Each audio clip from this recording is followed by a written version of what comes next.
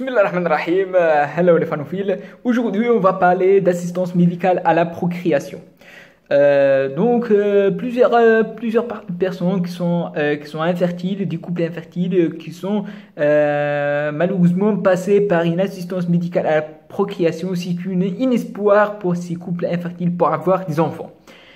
En général, on a trois grands types de techniques ou de mécanismes pour faire cette assistance médicale à la procréation. Premièrement, on a l'insémination intra-utérine. Cette insémination intra-utérine, il est utilisé pour les patients qui ont encore des spermatozoïdes qui sont en bien vie, c'est-à-dire des spermatozoïdes, plus d'1 million de spermatozoïdes intacts.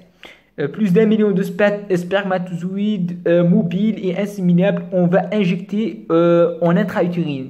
Ce qu'on appelle la première technique, c'est l'insémination intra-utérine au moins 1 million de spermatozoïdes mobiles inséminés en intra-utérine. La deuxième méthode, c'est la plus utilisée, ce qu'on appelle ECSI. ECSI, c'est intracytoplasmic sperm insemination injection.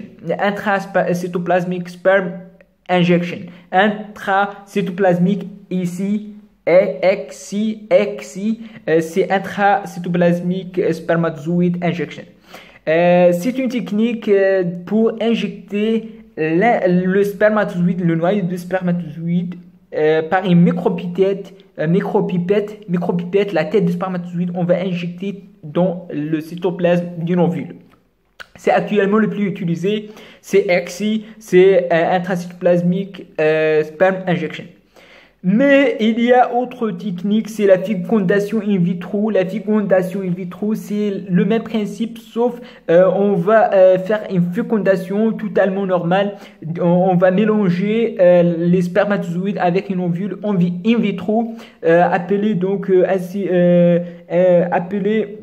la fécondation in vitro. Cette fécondation in vitro, il est dépassé par l'arrivée de ECSI. ECSI, c'est la réalité. ECSI, c'est intracytoplasmic spermatozoid injection.